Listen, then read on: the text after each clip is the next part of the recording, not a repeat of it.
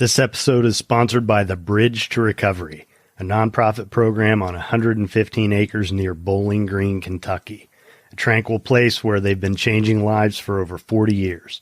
Their people improve their quality of life by acknowledging past emotional wounds and healing from all forms of trauma. The CEO, Paul Hamlin, has been a friend of mine for 20 years.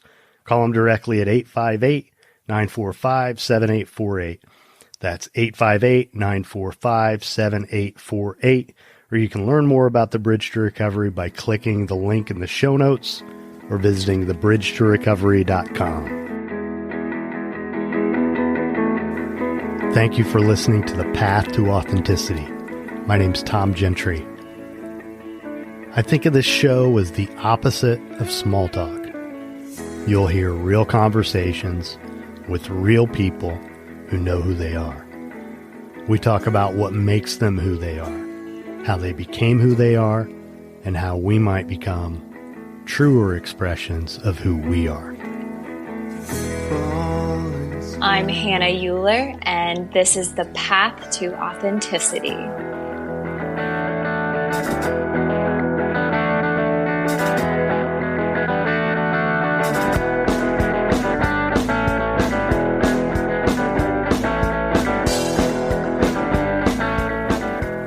Gentry. Welcome to the Path to Authenticity. And this is a conversation that I had with a professional coach named Hannah Uhler. I think you'll find pretty quickly that she's a perfect fit for this podcast. Just what she's doing with her life, what she's devoted her life to, is really relevant in terms of the subject matter of this podcast and what I'm trying to accomplish with it. So we had a great conversation. She's got a lot of heart, and hopefully what we talk about gets through to some of you out there, and maybe even there's some of you out there who Hannah can help more directly. So I appreciate you taking the time to listen. I hope you enjoy it. Hannah Uhler.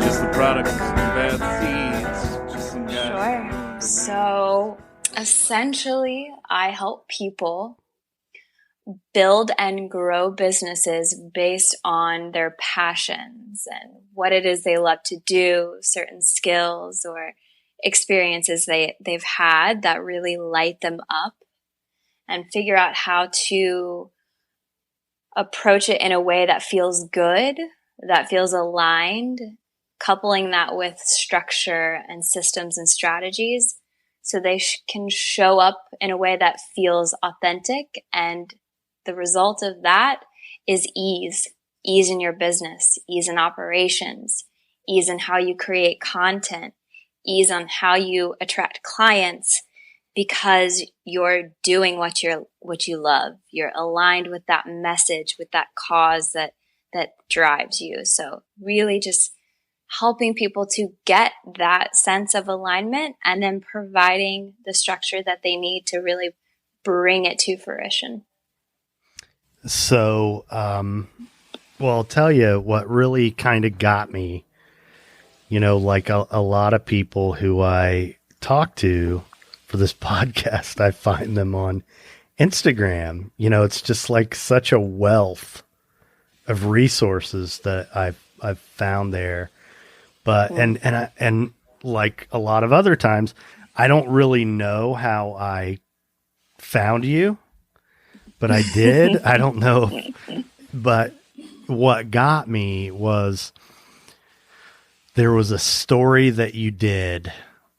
You're behind the wheel, I think, and were you leaving a job where you actually quit your job that day to say, screw it, I'm going to go do what I want to do? Is that, Yep. Am I right? Is that what happened? Yeah. So I did a post. It was actually, I added it to my IGTV. I wanted it to be there for anyone who comes and finds my page to be able to access that. I'm really glad that in that moment I decided to press record. So what was happening, to take the backstory on this, I was working for a corporate marketing agency, and I had been in an agency setting for a couple of years. Prior to that, I was freelance marketing for small businesses. It was really scattered. I had clients here and there, but I had spent a year traveling right after college, racked up some debt, and, had the social pressure and the pressure from my family to get a real job, to pay that debt off, to do the smart thing, right? Yeah. Smart in quotation marks there. And so I kind of caved. My business was getting some momentum, but I caved under the pressure and went into a agency setting. And day one of my job, it was, a dream job. It was, a really amazing environment. There was like bikes and bean bags and a bar and rooftop access and like really cool people, awesome culture. I had a nice paycheck. I had the perfect job. And everyone, from the outside looking in was like, wow, like you really, you got this great job. You're running a team, like absolutely killing it. But I was miserable. I mean, I was just absolutely miserable because I knew that there was something more. I knew that I was supposed to be doing something bigger. And the one question that I always came back to was like, why am I building someone else's dream right now? Like, I couldn't quite get my head around that. And, I don't want to shame anyone who stays in a corporate environment by any means. If you find a corporation that is in alignment with your message, your values, everything that you stand for, then by all means, that's a great place to be. But for me, when I really came down to my values, there was no corporation that was going to support the fact that I believe in freedom to experience, freedom to explore, freedom to evolve, freedom to create. Everything comes down to that. And there was no company out there that could provide that for me. And I knew that. And I always knew that. So I was having a conversation with my supervisor at the time at this job, my last job here. And there was talk of training me to take on a team and, hinting at a promotion. And instead of, getting excited about that, I just felt dread, just absolute dread. I was like, I had the money, I had the structure, I had everything that everyone told me I needed to have. I had the nice apartment, and I was about to be making more money. And the thought of that made me sick to my stomach. I knew I couldn't do it anymore. I couldn't live like this anymore. And the next week I put in my 2-week notice and I said, I can't do this anymore. And so that video that you saw was me getting in my car on my way to work for the very last time. And I knew in my heart that was going to be the very last time that I ever drove to a job, that I ever worked for someone else. So I just took a moment to record it, to, just capture the realness of that feeling of it really sinking in. And that's where that video came from. And, it's been a whirlwind. I quit my job earlier this year, and now I'm running a successful business doing what I love, and I'm grateful for it every single day. I've talked about this quite a bit on the podcast, but I had somewhat of a similar experience that's where this podcast came from. I was doing this consulting thing, and I had a contract with this agency that it was for 3 months, and it ended up lasting 3 years. And, when it was coming to an end, I knew it was coming. And I just decided, you know what? I'm not gonna go find a hole to fit in again. I'm not gonna do that. If I'm gonna work for anybody, I'm gonna decide who I want to work with. Then I'm gonna go to them and tell them this is what I want to do. And then if they're cool with it, great. And if they're not, I'm gonna go somewhere else. You know. But what I definitely was not going to do was take another job and say to myself, oh, okay, I'll do all those things I always wanted to do after this job. Because I had done that a number of different times throughout my career. But, it was like one of those things where I just decided I am not going to get another job. I'm going to do... I'll pick up work here and there, but, I wanted to do this podcast that I'd been threatening to do for like 3 years. And it just was like one of those times in life where just everything changes. And it felt invigorating.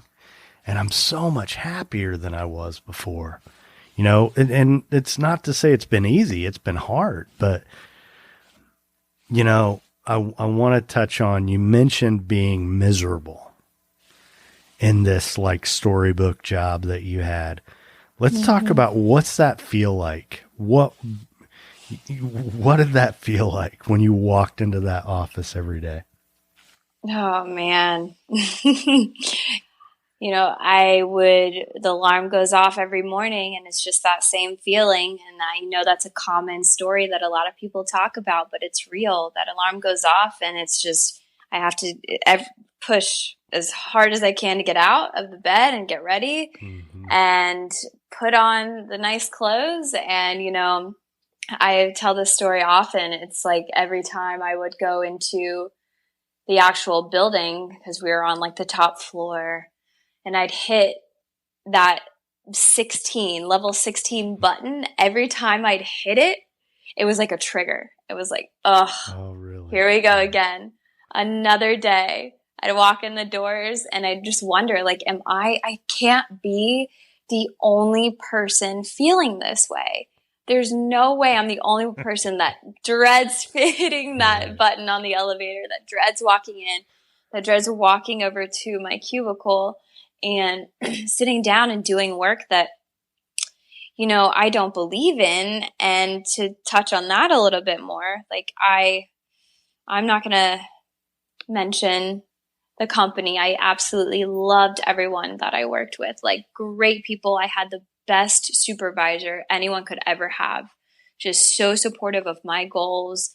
And when I told him that I was going to quit, he tried to get me to stay. And then when I really spoke from my heart and told him why I was going to do it, he completely agreed and he completely supported it. So like everyone I worked with has been supportive of me and what my goals are. And it's just great people at this company. But the work that I was doing was probably the most misaligned. Like my biggest client was, I was promoting an industry that I didn't believe in, to put it that way. I was doing social media marketing for an industry that I never would have supported if I didn't actually work for this company.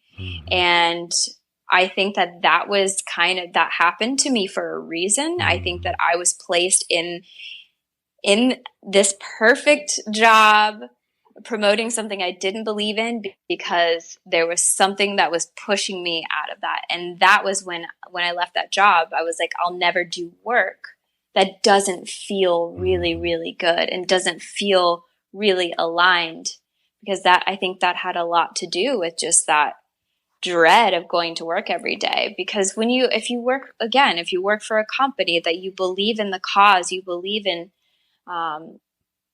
you're working together for a certain movement, for a mission, and you can get behind that. I think that's, a different story, but Absolutely. Unfortunately, I didn't have that scenario there. So, well, that's something that's always been really important to me. I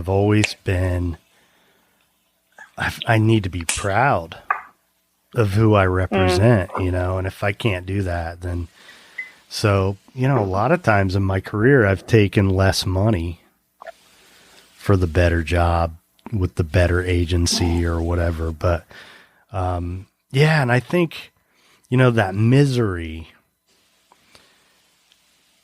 the conventional wisdom historically in our culture is like, oh, it's just work. That's what makes it work. And, like we're supposed to just tolerate that and keep going through it and do it for 30 to 50 years or whatever. And no, that's what I've learned is when I begin to feel that way, then it's time for a change. Because usually for me, what would happen is I'd take a job and it would be really exciting and there'd be all these great things about it, like more money and perks and prestige and stuff like that. But then it would wear off because the end of the day, I was selling myself out. It would only last. And like what you described, promoting something that is diametrically opposed to what you believe. That is like the textbook definition of selling out, right? So yeah, I think you're right. Probably that was the universe steering you in a different direction. Probably. Yeah.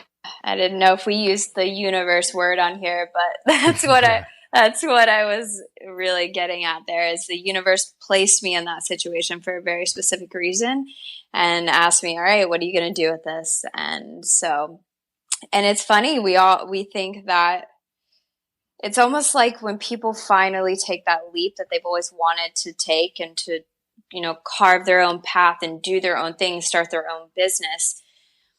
Number one, they always say, I wish I would have done it sooner. And number two, it's because they knew from day one that was always what they were supposed to do. But it's so easy when you have the shiny paycheck and the perks and everything that, that gets put in front of you. Then you say, okay, a little bit longer. I'll give this a little bit longer. I'll extend it. I'll stay in this job for a little bit longer. I'll see how the perks kind of evolve and how they affect my life. And you realize that nothing really changes and that you still don't feel good. It doesn't feel good. And then you end up making the leap. And it's like you knew what you needed to do all along. But I just think so many people just never do it. I think about all the people who I've known in my life who, I know damn well they're not doing what they want to be doing with their life. And for me, that's, I guess over the last decade, gradually I've gotten, it just hit me like, I'm not spending my days the way I want to spend my days. And this is not how I want to live. And so I started gradually just making changes with the ultimate goal. There's a Bob Dylan quote that I love. A man is a success when he wakes up in the morning and he goes to bed at night, and in between he does what he wants to do.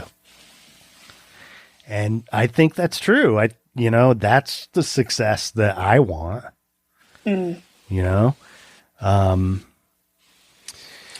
But and there's this tendency to just, and I love talking about this stuff because to me, that's part of what this podcast is really all about. I mean, this has been my path to authenticity.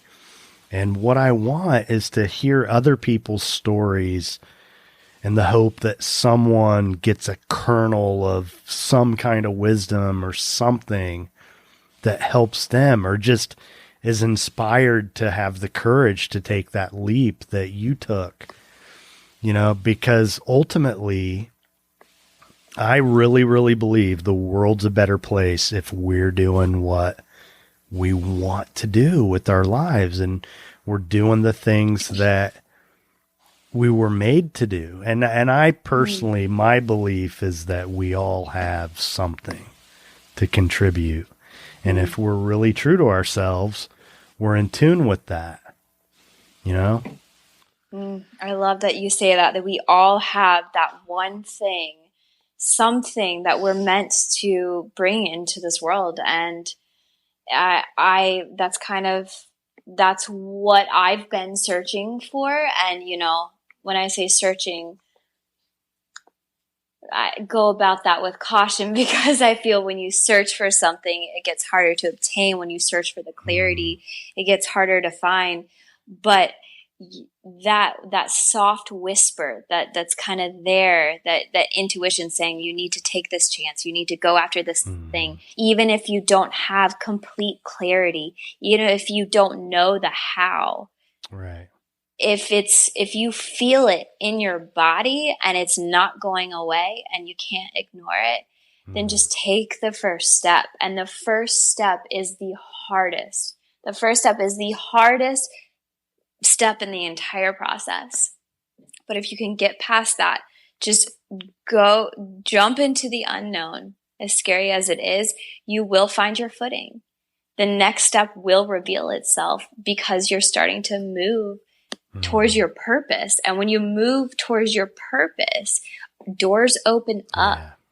Yeah. The way will start to reveal itself to you. It really is just about that first step, and taking that before you feel like you have all of the answers and you have complete clarity, knowing that you will find it as you go. Absolutely. And the path just kind of unfolds in front of us. For me, when I'm like doing the job because that's what I'm supposed to do, quote unquote, nothing feels right. Everything's difficult. Like you mentioned, getting out of bed in the morning. That's like, to me, the first sign that you're not doing what you need to be doing. If you don't even want to get up in the morning and live your life, I mean, that's a pretty clear indicator that you're off course.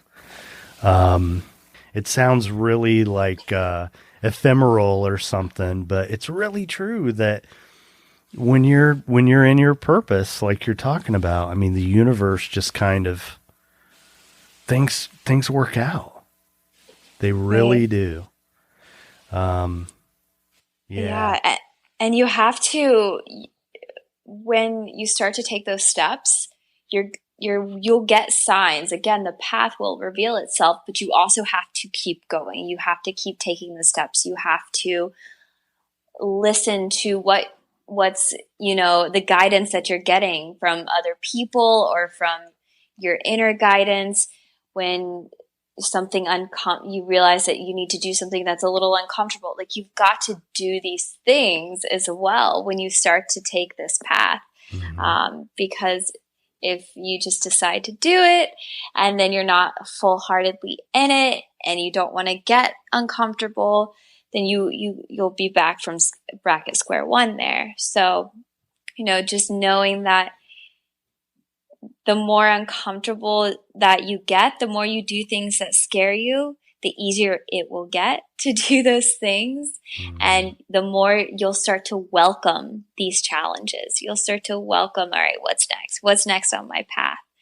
And because on the other side of that, you realize that it wasn't, when you actually pursued it, it wasn't as scary as you thought. It wasn't as bad as you thought. You start to realize that you're capable of more and more and more. And it just builds and builds and builds. And there's no going back. You're like, okay, I'm here. I'm doing it. I will always do what I love, because now I'm starting to see what I'm capable of. Well, and there's something that happens for me, when I really got to the point where I was doing what I was guided to do. When I decided not to sell out anymore, for security, really was what it was for me. Security whether it was the benefits or the paycheck or whatever. But I felt proud of myself, first for taking the plunge, that leap of faith. And then it just continues to be reinforced as things unfold and it works out, and you realize that you do have this inner voice and it is wise and it won't steer you wrong as long as you're really listening to the right voice. I think sometimes we can be, as long as it's not the ego, the ego can get us off course. But so I want to ask you, how did you arrive at this, what like about the universe and the set of beliefs that you have? How did you get here? Whew, that's a big one. Well, it's been a process, that's for sure. I think that it started from me having absolutely no trust in myself, absolutely no trust in the universe, and just living from that victim mentality that it is what it is. I can't really control my circumstances. Like, I was born into this. This is the cards I was dealt. Like, I think I started from that place. And as I started to focus, scarcity. Oh man, so much scarcity. I've had a lot of money issues that I've had to work through because of that scarcity mindset as well. And I just got to a point where, I read a few books and listened to some podcasts, and I started to take care of myself more and my health and eat really clean. And that was the start of it all. And it's kind of funny. So I watched The Secret about 4 or 5, actually it's probably about 6 or 7 years ago. And although I think it's, you have to pair your thoughts with actions. And I think, the subconscious mind and the science behind that has a lot to do with all of this. But that was kind of a catalyst for me realizing that I had a lot more power that I wasn't tapping into, that I wasn't actually a victim. And when my world just opened up, my world completely opened up at that point, and I realized that I literally could do anything I put my mind to. And I started to think, what are my possibilities here? So I graduated college, went to school for marketing, but had no idea what I wanted to do with it. So I decided I'm just going to go travel. I've decided I'm going to travel the world for a year. I don't know how I'm going to do it, but I'm going to do it. And I did it. And I had the most amazing year of my entire life. And I'm like, okay, so I decided I want to do this. What else do I want to do? I think I want to start a business. So I started a business and I did it. And it was like one thing after another. I was starting to really create this life consciously rather than letting things happen to me, and starting to just learn about the creative power that I had.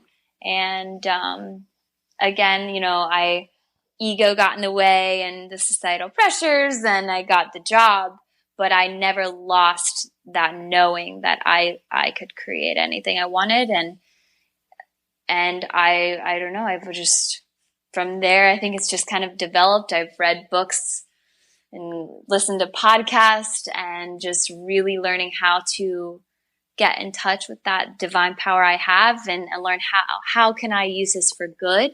How can I teach other people how to harness their potential, how to realize that they're meant for so much more when they feel stuck, when they feel like, is this all there is? Helping them to just realize, if you just put your mind to it, if you desire it, there's a reason you desire it, you can have it. And so I'd say it's been a lifelong journey of learning how to build the connection with my intuition and with my heart. And I now have a really strong connection. If I there's a decision I need to make in my business, I go within, and the answer is right there. And being an entrepreneur has strengthened that relationship with my guidance, my intuition, because you have to trust yourself. You only have you. When you're especially like a solopreneur, it's only you. And so the more that you nurture that relationship, the more your business starts to develop and the more things start to happen for you, because you're strengthening that inner guidance. You're letting go of what isn't serving you and you're focusing on what is. And so I think that, my business is what has just completely propelled me to this, where I'm at now, and the relationship I have now. So one of the big lessons I've learned over the last few years, especially, is, and I mean, I have misgivings about this because, we need mentors. I believe that, but I've learned to be choosier about who I take on as a mentor and who to go to with certain things. And for me, it kind of came out in relationships and romantic relationships, because I found myself, talking to friends of mine about stuff I was going through and then feeling like really not, just dissatisfied about the experience. And then it hit me like, this is a guy who's been divorced 3 times. And he's like, has all these strong opinions about what's happening in my world. Why am I talking to him about this? And it was emblematic of how I was being swayed in different parts of my life, because I was giving in some way, I was giving a substantial part of my power to someone else. And instead of just owning that, what I teach people all the time is you have the answers within, and, but just trying to do due diligence or whatever, bouncing ideas off people, which I do think is important, but I've become a lot choosier about who I go to about things. And, you want people to be honest, but, one of the things that I feel like our culture is just kind of riddled with is cynicism. I mean, just about love, especially, which is like the worst thing, I think. I mean, and in politics, you look at what's happening. I mean, there's just so much cynicism that is corrosive. And so I say that, like, I've learned, I don't want to be influenced by people who are cynical. I want to talk to people who are positive and who are gonna contribute that kind of energy, because we take on other people's energy, whether we like it or not. I mean, it's just what happens, and it really is true. Who we choose to associate with, I mean, it really, really matters in terms of where we want to be in life. Oh, that is so important. That is so, so important. That's, that how they say you're the closest 5 people to you are like a direct reflection of who you are as a person. And that's so true. And that means online mentors. That means the books that you read, the podcasts you listen to, all of that stuff.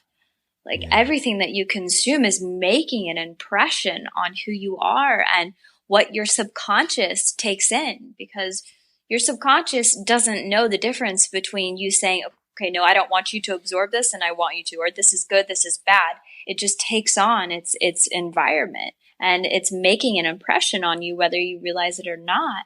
And I mean, that's something that I tell all of my clients when they start to work with me is, I want you to completely like clean out your Instagram anyone who makes you feel a little off or icky when you see their stuff. I don't care if you had like geometry in 5th grade with this person. Like, just unfollow them. If they're not serving you, unfollow them, because all of that makes an impact.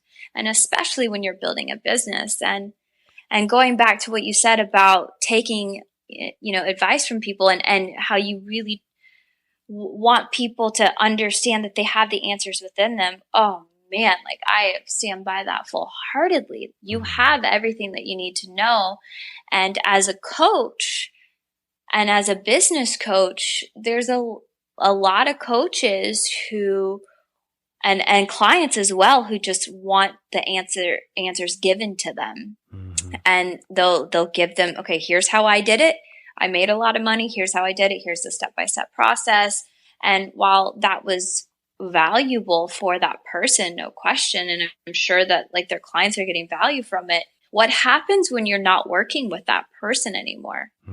Then they never developed that muscle of self-trust, of their own inner guidance, and they were given all the answers. So for me and when my clients, I'm going to talk you through everything that you asked me. And by the end of it, you're going to know the answer, because I want you to be able to sustain this when we're not working together, when I'm not there. So, really, really being cautious of the information you take in, and know that always like check it with how it feels in your body. Like, does that feel right to you? Does it feel good to you? Because no one has all the right answers. So just self-trust is so key. Well, and I mean, you said feel about 5 times in that last sentence, which to me is so important. And and one of the things that drives me crazy about our culture, because we really don't have a good relationship collectively with our emotions, with our feelings. I mean, we kind of don't know how to deal with it. And, like I was with a client earlier this evening, and I was talking to him about how, I think especially guys, we do this where, we'll try to think our way out of feeling something, like, and I was talking to him specifically about fear, and he acknowledged experiencing fear in the moment, and then he went on to talk about what he thought about it. And I'm like, but just feel it, feel it and let it come and go, get through to the other side, get back to neutral. Because if you try to think your way out of it, you have to experience it. You can't think it away, and what happens is if we don't do that, then we carry it around in our bodies, especially like distress, and it becomes like this heavy burden that we carry around. And then if you're really perceptive and you pay attention to people, you can see it in their faces. You can see it in the tension in their shoulders, the muscles in their face. I mean, you can tell when someone is how they feel emotionally by just looking at them if you really tune in. But yeah, that's kind of I'm pretty big on the emotional literacy thing. It's been a difficult thing for me, because just because of the way we are in society. I mean, we're just kind of taught to tune out and to resist our emotions. And I think guys probably have a little worse than women, mostly because of the stigma as just, you're not supposed to feel at all if you're a guy, which is a total crock of shit. Yeah. So I have pretty strong feelings about that. Yeah. It's hard for anyone. It's hard for anyone. And you think about like those times when you're trying to get answers and you're trying, like you said, you try to think through it and nothing is coming through.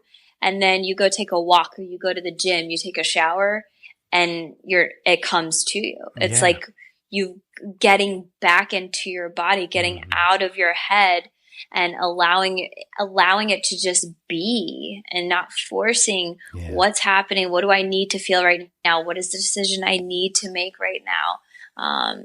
Getting into your body, that's all you need to do. It really is that simple. And I was actually working on a project and I was struggling with clarity, and I spent the whole weekend just trying to figure it out. I'm like, what is this missing piece? What am I missing here? And just so frustrated. And then I wake up and I go to the gym and I decided, you know what? I'm just going to take the day off and just sit with it. And as soon as I was taking notes while I was in the gym. And as soon as I got home, everything I needed to know was there waiting for me. It's just getting out of your head, getting back into your body, letting yourself feel things, not being mad at yourself for feeling things. Yeah. And not resisting it. And the clarity comes. Yeah. Yeah. It's, that's kind of one of my missions in life at this point, is to help people with that, just to help people learn how to feel and not have shame about it. Because I don't know, I was talking to a friend over the last couple of days about this. I can't remember who, but we have, we experience something difficult and maybe we're sad or afraid or whatever. But then so often we then shame ourselves for feeling that, which is just ridiculous. We just make it worse by, carrying on these messages that keep getting passed down through generations about how, well, you shouldn't feel like this, you shouldn't do that. And you shouldn't do what Hannah did and say, screw work and go do what I love. There are all these rules, these unwritten rules that we're supposed to live by, which I'll tell you, a big one that opened my eyes. And I may have just talked about this in the most recent podcast.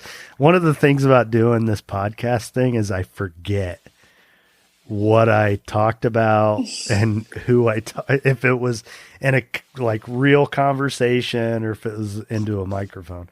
But, I grew up in this home where, my parents were great about passing on work ethic to all of us. We had that in a really big way. But part of that was 8:30, 9 o'clock on a Saturday morning, get your ass out of that bed. You're not going to sleep the day away, right? There was if I slept until 9 o'clock or 9:30, it was frowned upon. And it just hit me a couple years ago, on a Sunday, I slept until, I don't know, probably 9:30 or 10 o'clock. And I realized I felt bad about that. And, I'm a grown man, I'm meeting I'm doing everything I'm supposed to do. Why should I feel like shit about myself for sleeping late? But it was I was programmed to live that way. And I realized it's time to deprogram, because if I want to lay in bed all day, I should be able to do that without feeling bad about it. I can do whatever I want. It's my life. And I think that that's a good example of just how we take these things on, these things that we think we have to do. Yeah. And I remember a good friend of mine when we were 18, 19 years old, She called me one day and said, and I'm from Indiana, like a town of like 50,000 people. Me too. What town? You tell me first. Thorntown. Oh, well, where's Thorntown? It's smack dab in the middle. I don't even know. I'm from Kokomo. Kokomo. Okay. Yes. All right. Where's Thorntown? You got to tell me. Oh man. I'm seriously gonna have to What Google it. county? I was 8 when I moved. So, okay. but my family, my extended family is still there. So I visit at least once a year. I have family in Carmel and Anderson, Lebanon. Oh my gosh. Yeah. That's crazy. So then where'd you go? So then my father, who is an entrepreneur, which is where I get it, he bought a company here in North Carolina. So from Indiana to North Carolina. So wow, that totally threw me off. What were we talking about before? Where did Indiana come in? I revealed that I was from Indiana for some reason. Feeling guilty about sleeping in. Yeah. And I was talking about the beliefs that we just kind of take on and live by. And this is very Midwestern. I've mentioned this to a couple people recently. Like, oh, you going to go to the funeral? Well, I'll go if I don't have to work. You know, well, I mean, like, wait a minute. Like, somebody died who's important to you. I think the assembly line can do without you for a couple hours so you can mourn that loss. People do not miss work. They don't. Like, what do you mean you took the day off? You know? And you know what that is? That's scarcity mindset. It is. Working hard does not mean that you're working towards abundance to have all this money. That is a scarcity mindset. It is. That you think as soon as you stop working, that everything is going to crash and burn and you're not going to be able to pay your bills. And that's not how life is meant to be lived. Yeah. It's just not. Well, and I think people kind of latch on to that sort of mindset, like I'm called it work ethic. Well, okay, I guess we could make it noble, but it's also living in fear, you know?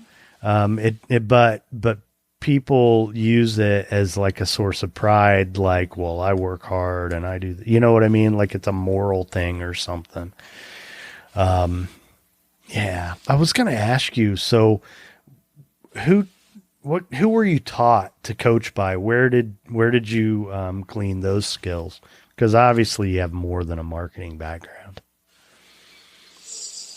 So where did I learn coaching specifically?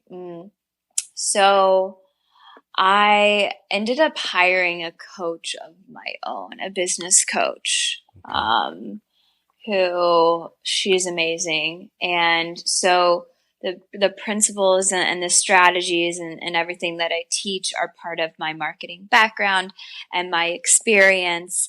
And I had always done consulting and done for you services, but moving into the coaching space, I wanted to see what it was like to be coached, to see how, effective coaches operate. So did a lot of research, found my coach, hired her on right after I quit my job when I had no money, no income.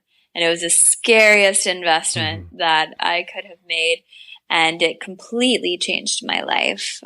She was able to really help me get clear on how I could bring my skills forward and create a program of my own, and what a coaching relationship looks like. And from there, I built my coaching business. So, yeah.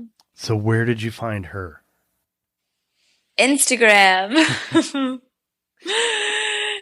Instagram, the beautiful platform of Instagram. It is. So I'm trying to drill down on like where the philosophy, what's it grounded in? Like, is there a particular type of coaching or some kind of training she did, or where's it come from?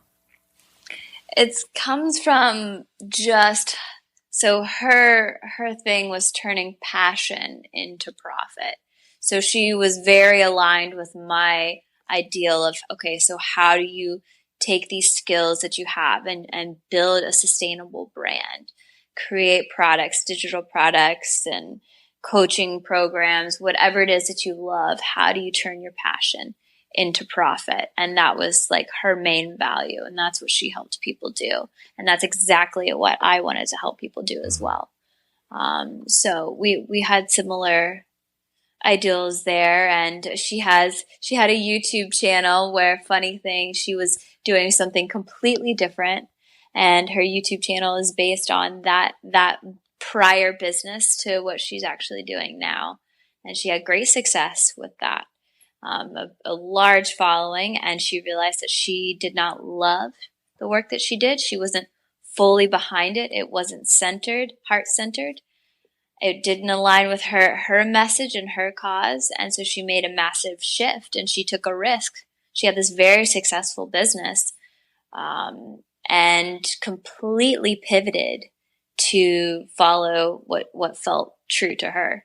So I also admired that in her. And then when I got on a phone with her, I realized that not only did she know how to build a brand, but she knew marketing strategies, and she knew her stuff. So it was a match. We were very aligned in the way that we saw the world, our perspectives, our message, our purpose, and as far as skills.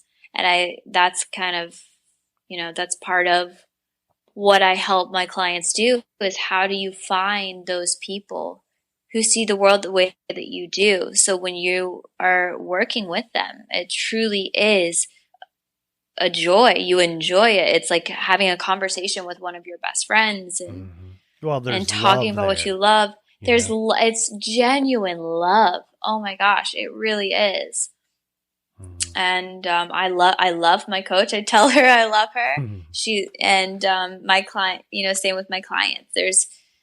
I watch out for my clients, and it's a beautiful industry to be in. I've done all the things. I've done e-commerce. I've tried to do Facebook Amazon FBA. I did the done for you services.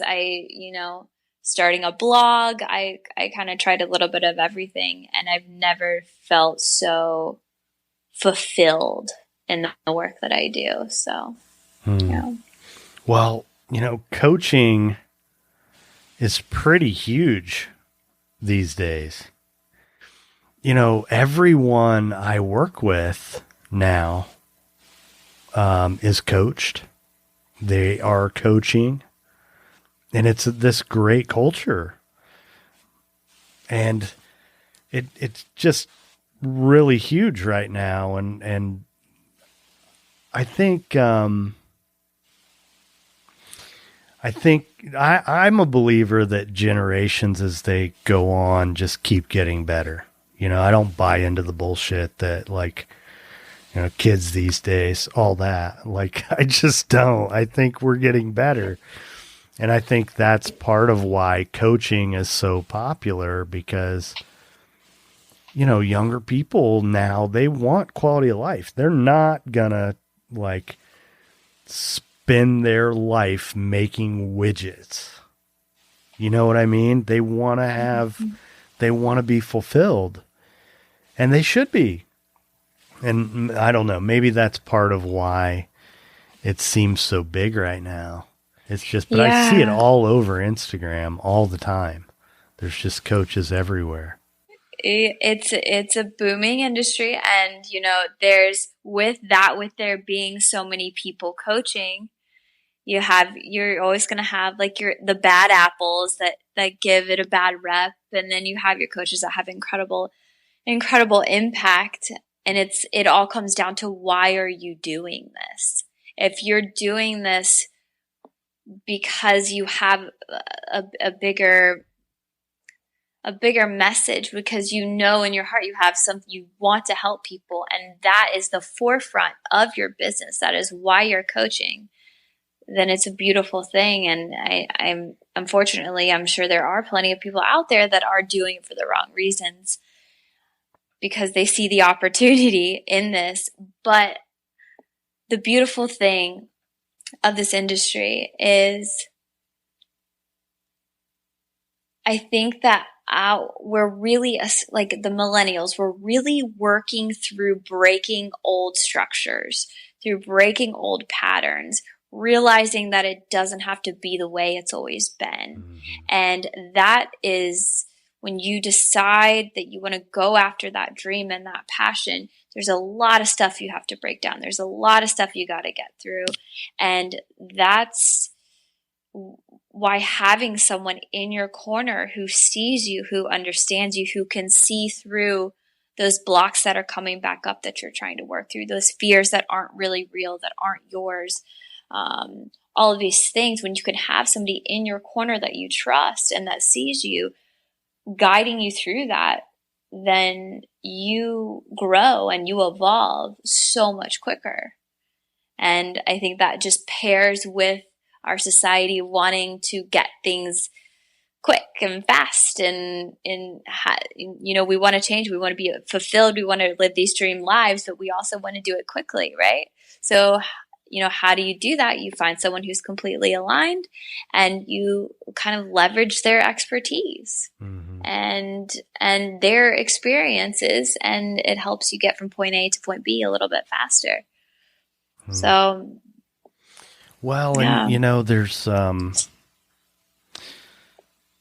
like the generations. I'm a Generation X guy, so the baby boomers, the generations before me. I mean, there's a lot of fear. There really is a lot of fear, and there's the leadership is a lot of it based in intimidation. But the world's getting better, it really is. And one of the ways I see that is just to watch what happened with the kids from Parkland, Florida, after that school shooting. They just it was just like a sea change. Like, we're not having it. It's not going to be this way. And, as tumultuous as everything is in politics right now, I feel like it's the beginning of something new. Something's ending and something else is beginning, and people are holding on because they resist change, So, so what do you tell that little girl who isn't sure what she's going to do with her life? What was it that you needed to hear? What would you tell that little girl now? That is a really great question. Thank you. What I would tell that little girl is to trust herself, to trust those desires, to trust that vision, that it's not always going to be easy, but as long as you've decided in your heart that that's what you want and that's what you deserve, that is what you will have. So trust yourself and just go after it. Just do it anyway. Don't be afraid of the unknown. Well, Hannah, thank you. I appreciate it. It's been a pleasure. It's been so lovely. Thank you so much for having me on.